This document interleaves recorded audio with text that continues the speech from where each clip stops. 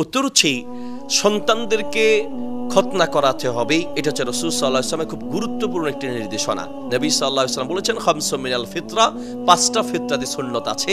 একটা হচ্ছে তাকলিমুল আসফার, আঙ্গুলের নখ কেটে সমান করে রাখা। এরপর হচ্ছে কসরু শারিব, মোজ কেটে ছোট করে রাখা। আল ইস্তেদাদ, নাভের নিচের পশম 40 দিন আগে কাটা। আল ইখতিতান, মুসলমানি করানো। এইভাবে পাঁচটা ফিতরাতি সুন্নত আছে। এর মধ্যে একটা গুরুত্বপূর্ণ ফিতরাতি সুন্নত হলো আল ইখতিতান বা মুসলমানি করানো, বগলের নিচের পশম কেটে ফেলা। এটা হচ্ছে একটা ফিতরাতি সুন্নত। এই মোট পাঁচটা ফিতরাতি সুন্নত, এর মধ্যে একটি হচ্ছে আল ইখতিতান, মুসলমানি করানো।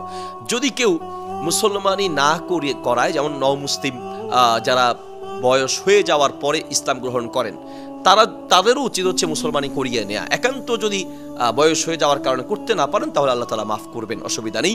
কিন্তু একজন মুসলিমের ঘরে জন্মগ্রহণ করলে অবশ্যই তার উচিত হচ্ছে মুসলমানি করানো।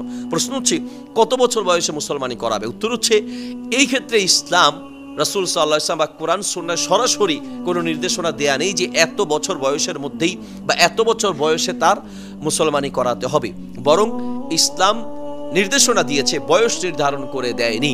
তবে যেই কোনো দ্বীনি কাজ বা যেটা আপনার উপরে আরোপিত হুকুম, যেটা আপনার পালন করতে আপনি বাধ্য বা পালন করতে হবে, সেটা যত দ্রুত করা যায়, যে কোনো আমলই যত দ্রুত করা যায়, তো সেক্ষেত্রে আমরা বলতে পারি যে মুসলমানি বা খতনা যত দ্রুত করা যায় ততই ভালো। কত দ্রুত করবেন, কত আগে করবেন, সেটা বাচ্চার উপরে নির্ভর করবে। বাচ্চা ছোট মানুষ যদি একেবারে ছোট অবস্থায় খতনা করানো হয়, তার যদি একেবারেই বুঝ না থাকে, সে হয়তো বা এখানে কোনো অ্যাক্সিডেন্ট করতে পারে, ইত্যাদি, সেলাই খুলে ফেলতে পারে বা কোনো একটা সমস্যা সৃষ্টি করতে পারে। চাইলে একটু পরে আপনি করতে পারেন। অনেক আলেম সেক্ষেত্রে 6 বছরের কথা বলেছেন, কেউ 7 বছরের কথা বলেছেন, কেউ বা 8 বছরের কথা বলেছেন, ইত্যাদি। মানে 5, 6, 7, 8 বছর অসুবিধা নেই, যে কোনো সময় করা যায়। তবে অবশ্যই সাবালক হওয়ার আগেই মুসলমানি করানো উচিত। আল্লাহ তাআলা আমাদেরকে বোঝার তৌফিক দান করুন।